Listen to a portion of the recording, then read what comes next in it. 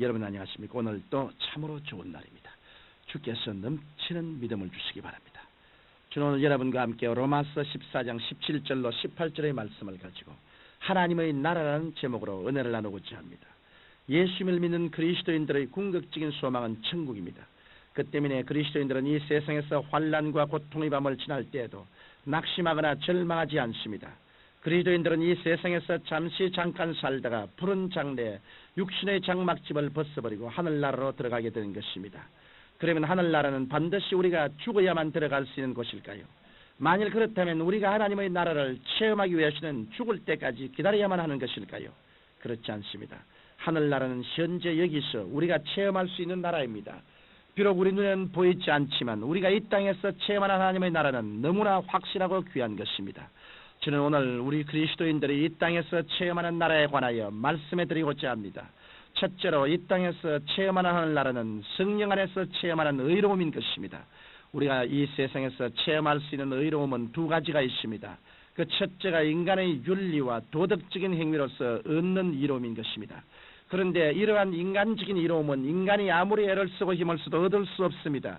이에 대해 성경 갈라디아서 2장 16절에는 율법의 행위로서는 의롭다함을 얻을 육체가 없느니라고 말씀하고 있습니다.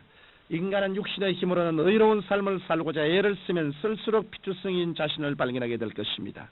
이 세상에서 체험할 수 있는 또 하나의 의로움은 예수 그리스도를 통한 믿음으로 얻는 의로움인 것입니다. 타락한 아담의 후예인 인간은 윤리와 도덕적인 면으로 볼 때는 하나님의 심판을 받아 지옥불에 떨어져야 마땅할 존재입니다. 그럼에도 불구하고 하나님께서는 인간에게 천국을 체험할 수 있는 의의 길을 마련해 주셨습니다. 그 의의 길이란 죄를 지었음에도 불구하고 못났음에도 불구하고 죄 지은 그대로 못난 그대로 예수님 앞에 나와 죄를 자백하고 예수님을 구주로 모셔드리는 길입니다. 이것이 세상에서 체험할 수 있는 두 번째의 이로움인 것입니다. 이와 같이 그리스도를 통해 의를 얻은 사람은 그 의의 효과가 나타나 하나님과 화평을 이루게 되어 행복한 삶을 살 수 있는 것입니다. 성경은 이 사실에 대해 로마서 5장 1절에 그러므로 우리가 믿음으로 의롭다 하심을 얻었은즉 우리 주 예수 그리스도로 말미암아 하나님으로 더불어 화평을 누리자라고 말씀하고 있는 것입니다. 이러므로 누구든지 예수 그리스도를 구주로 모시더리면 하나님과 화평을 이룰 수 있습니다. 우리가 하나님과 화평을 이루게 되면 성령을 통해 거룩한 열매를 맺게 됩니다. 생각이 거룩해지고 말이 거룩해지고 행위가 거룩해집니다. 이러므로 하나님과 화평을 이룬 사람은 거룩함에서 오는 기쁨을 누리며 행복한 삶을 살아가는 것입니다. 그뿐만 아니라 하나님과 화평을 이룬 사람은 예수 그리스도의 열매를 체험할 수 있습니다. 인간이 지상에서 체험할 수 있는 것 중 가장 위대한 체험은 예수 그리스도를 구주로 모시더림으로 하나님과 화목하여 그리스도의 열매인 중생을 얻고 성령 충만을 얻으며 치료함을 얻고 축복을 얻고 천국 소망을 얻는 체험인 것입니다. 여러분 모두는 예수 그리스도를 구주로 모시더림으로 이 땅에서 이러한 천국의 체험을 하게 되시기를 주님 이름으로 축원합니다.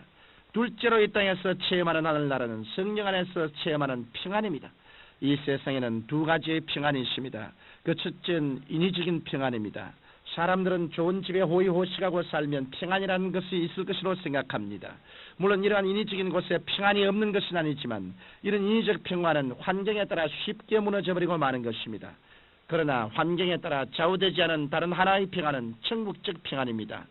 천국적 평안은 예수 그리스도를 믿음으로 성령을 통해서 얻은 영원한 평안입니다. 이 평안은 하나님의 성령께서 우리에게 주시는 평안이기 때문에 환경이 아무리 절망지기라 할지라도 결코 사라지지 않습니다. 그런데 많은 그리스도인들이 저는 예수님을 믿고 평안을 체험했지만 염려와 근심이 다가오면 곧장 그 평안이 사라지고 맙니다라고 말합니다. 그것은 염려와 근심을 전적으로 하나님께 내어 맡기지 않았기 때문입니다. 예수님께서는 마태복음 11장 28절에 수고하고 무거운 짐진 자들아 다 내게로 오라 내가 너희를 쉬게 하려고 하셨으며 시편 55편 22절에도 내 짐을 여호와께 맡겨버리라 그리하면 제가 돌보시라고 말씀하셨습니다. 이러므로 우리는 우리의 모든 염려와 근심을 예수님께 맡겨야 합니다. 그리하면 우리는 어떻게 우리의 염려와 근심을 맡길 수 있을까요? 우리는 기도함으로 맡길 수 있습니다. 한번 주님 앞에 엎드려 1시간 이상 집중적으로 기도해 보십시오. 우리의 영혼에는 하늘의 영광이 가득하고 우리의 마음에는 천국의 평안이 강물처럼 넘쳐나게 될 것입니다. 혹시 여러분 가운데 말이 쉽지 환경이 극한 절망에 처하면 어떻게 평안이 넘쳐날 수 있겠습니다라고 반문한 분이 계실지 모르겠습니다. 그러나 한번 스데반을 생각해 보십시다. 그는 그리스도의 복음을 전가하다가 유대인들에게 잡혀 돌에 맞아 죽는 처절한 상황 속에서도 그의 마음에는 평안이 넘쳤습니다. 그에게 평안이 얼마나 넘쳤든지 그 처절한 돌무더기 속에서도 주 예수의 죄를 저들에게 돌리지 마옵소서라고 용서의 기도를 드렸었습니다. 이러므로 성령께서는 우리에게 평안을 주시며 우리는 어떠한 환경에 처하든지 뱃속에서 넘쳐나는 평안을 체험할 수 있는 것입니다.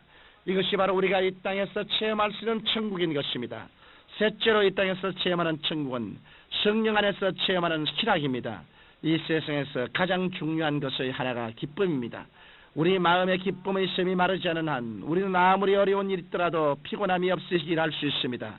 기쁨은 인생의 모든 역경을 물리치고 창조적인 삶을 살게 해주는 위대한 삶의 원동력이 되는 것입니다.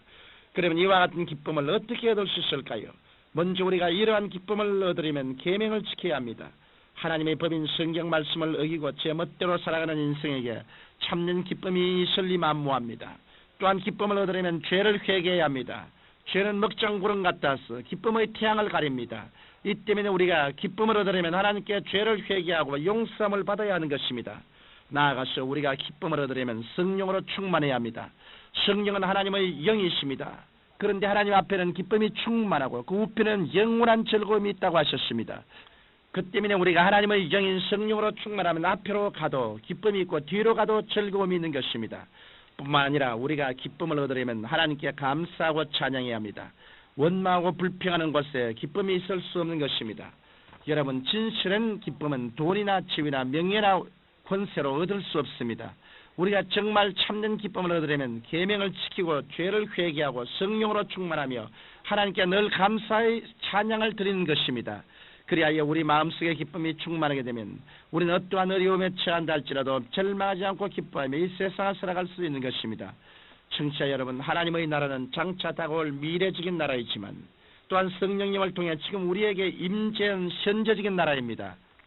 눈에 보이지 않게 내리는 밤이슬처럼 성령께서는 우리에게 의로움과 평안과 기쁨과 천국을 가져다 주십니다. 여러분에게는 참된 의로움과 평안과 기쁨이 있습니까? 만일 없으시다면 예수님을 구주로 모시드림으로 이 땅에서 의로움과 평안과 기쁨의 천국을 체험하시다가 장차 영원한 천국에 들어가게 되시기를 주님 이름으로 축원합니다. 살아계신 아버지 하나님, 주께서 오늘 이 방송을 청취하는 여러분에게 큰 위로와 평강을 주시옵시고 믿음을 허락하여 주시옵소서. 하나님의 큰 은총을 받게 하여 주옵소서. 예수님 이름으로 기도합니다. 아멘.